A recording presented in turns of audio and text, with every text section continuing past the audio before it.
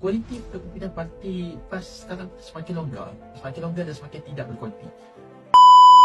Baru-baru ini, tular satu video di media sosial yang mana seorang bekas ahli PAS mengumumkan bahawa dirinya telah pun menarik diri daripada menyertai parti tersebut berikutan terdapat beberapa perkara yang bertentangan dengan pendirian dirinya.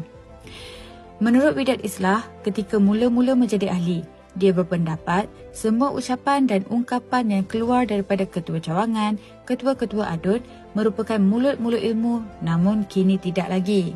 Kenapa boleh macam tu? Menurut Widat, kepimpinan dalam PAS sangat-sangat bertentangan dengan apa yang diterapkan oleh PAS dan perbuatan yang dilakukan oleh mereka.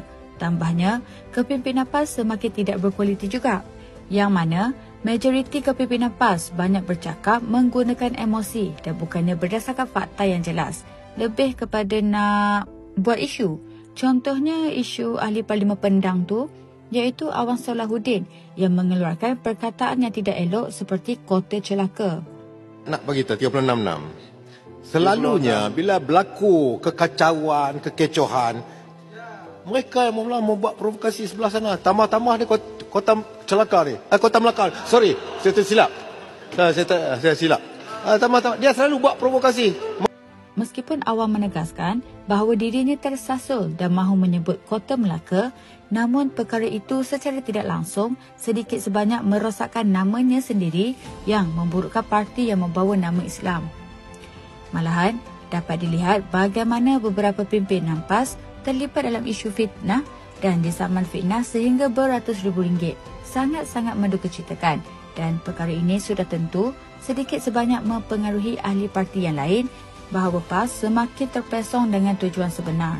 Di ruangan komen juga ramai yang memuji tindakan Islah yang berani menyuarakan pandangan dan berani mengkritik pimpinan PAS yang dirasakan tidak benar dan tidak selaras dengan ajaran Islam.